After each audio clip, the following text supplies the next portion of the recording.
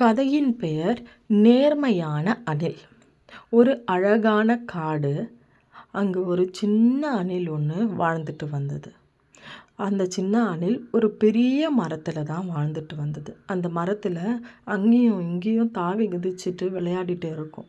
ஒரு நாள் அந்த பெரிய மரத்துக்கடியில் ஒரு பையை பார்க்குது அந்த அணில். அந்த பைய என்னன்றது போயிட்டு கீழே போய் பார்க்கும்போது ஒரு பையில் ஃபுல்லாக தங்க நாணயம் இருக்குது.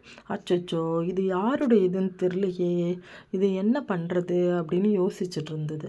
அந்த அணில் பார்த்தீங்களா, அது தனக்காக அந்த கோல்டு காயின்ஸ் எல்லாம் வைக்காமல் இது யார் விட்டாங்களோ அவங்கக்கிட்ட சேர்க்கணும்னு சொல்லி யோசிச்சுட்டே இருக்கும்போது நிறைய வனவிலங்குகள் அங்கேயும் இங்கேயும் போயிட்டு இருக்கிறத பார்த்துட்டு எல்லா வனவிலங்குகிட்டேயும் போயிட்டு இது உங்கள்தான்னு கேட்டுகிட்டே இருக்குது.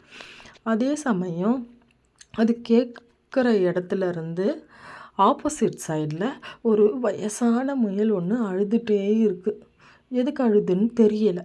இந்த அணில் என்ன பண்ணுது, அங்கேயும் இங்கேயும் கேட்டுகிட்டே இருக்கிறத பார்த்துட்டு இந்த அழுதுட்டு இருந்த முயல், இந்த பணப்பை எந்தாச்சே, இது தங்க நாணயம் உள்ள பணப்பையாச்சே, இது என்னுடையது அப்படின்னு சொல்லி அந்த அணில்கிட்ட அந்த முயல் அழுதுகிட்டே சொல்லுது. அணில் உடனே அந்த பையன் முயலிடம் கொடுத்து மகிழ்ச்சி அடைஞ்சிடுச்சு.